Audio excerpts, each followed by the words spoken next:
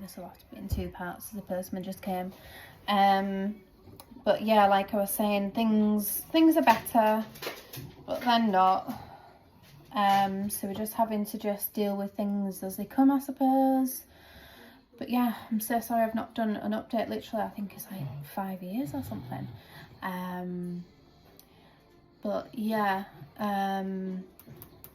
doing the possible surgery, and you know, I've researched it and I've looked at other people like me, because obviously that's the sort of person I am, because that's the reason why I did all these videos, you know, for the FND. So if people are out there, like, you know, that are struggling with gastro sort of things, like, honestly, you're not alone.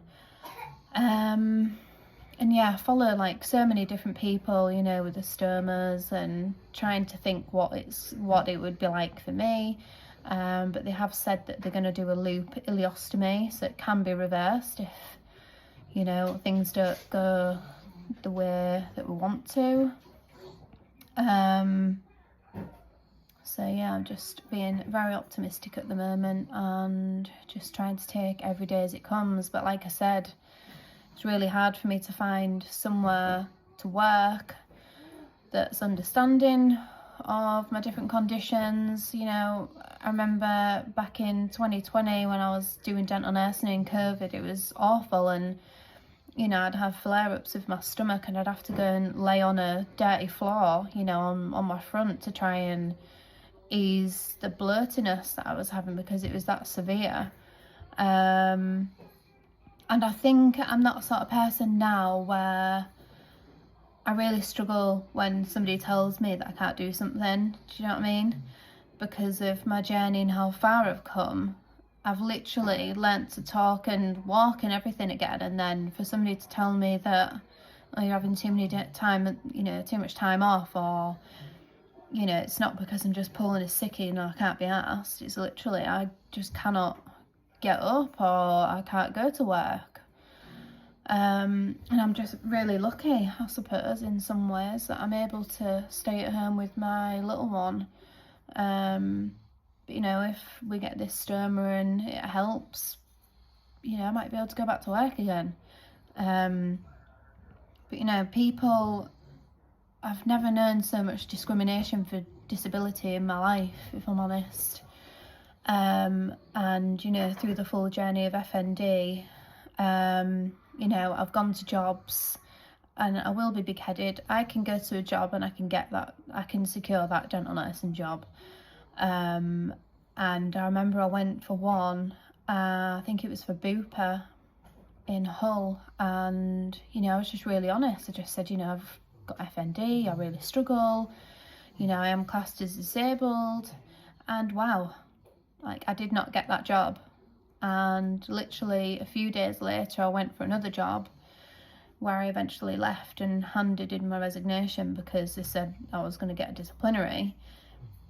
I'm not allowed to say where that was, because I did take them to court in the end and I won, because they made it out like I didn't tell them, you know, and everybody has to fill in a medical history form, and it's there in black and white that, you know, I did tell people. And you know, they asked me, what can we do to keep you here? And, you know, I'd sent all these different emails, messages of what you can do to support me. And it was literally just to be understanding.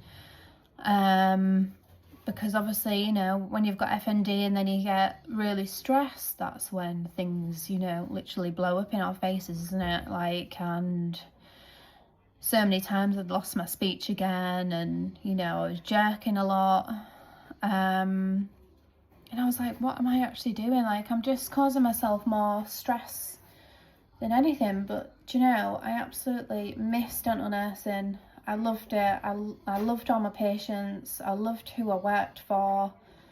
It was just unfortunate that it had to end that way, I suppose. But yeah, that's my update at the moment for you all. I hope you're all keeping really well, and you know, I'll keep you updated with this new journey that I'm now on. it's worrying, if I'm honest, but it is what it is, isn't it? Because, yeah, I never thought my life would end up with a bag attached to me, you know, full of shit. But it is what it is, isn't it? I've just got to embrace that, and, you know, maybe I might make a miraculous recovery, you know, in the space of a few months, but not really hurtful, if I'm honest, because I've been here before. You know, it's not like I've been having these symptoms for, you know, 2 months or anything. This is like eight years now. So it's quite a lot to deal with, and, you know, it's affecting my life, it's affecting my mental health, because I'm just so anxious all the time as well.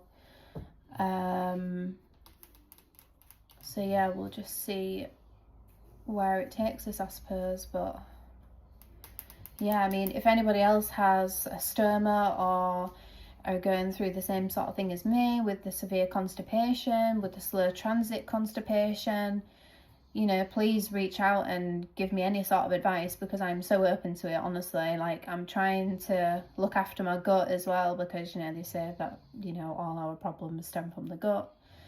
I'm doing, God, I can never remember, satonic exercises. No, that is really good. That has, you know, really helped my hips, if anything. As you know, if anybody struggles with walking and stuff, then please look at some of the videos for that, because they say for women we store all our trauma in our hips, which I had no idea.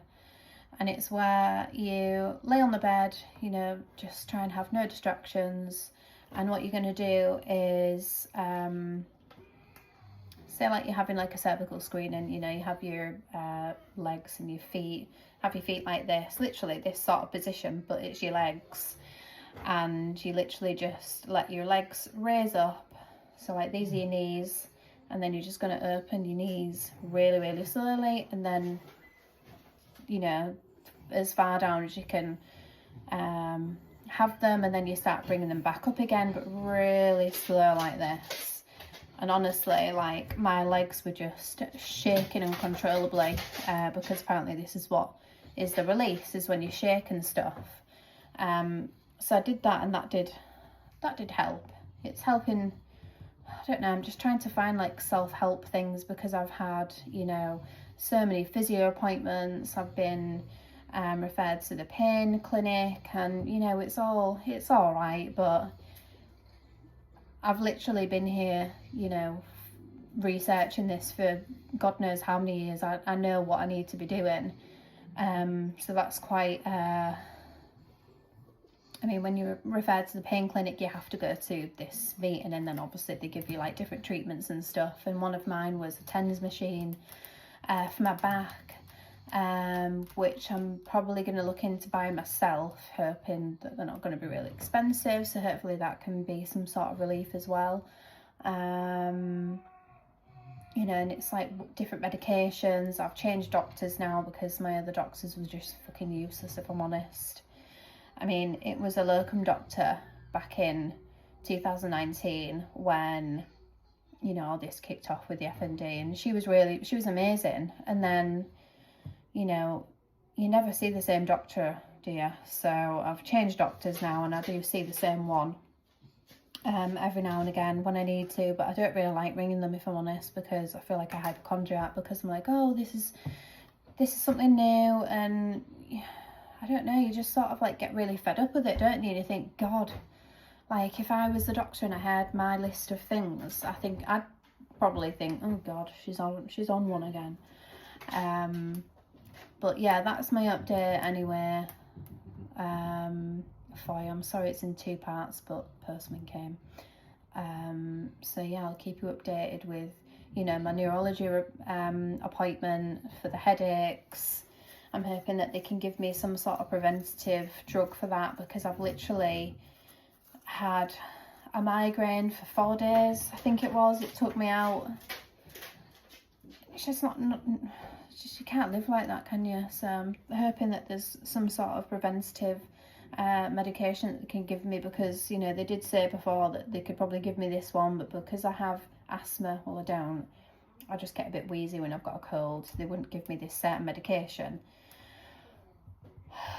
So yeah, we'll see what they say, and obviously I'll keep you updated with this journey of the stoma if we go ahead with that as well, because I'm really just petrified.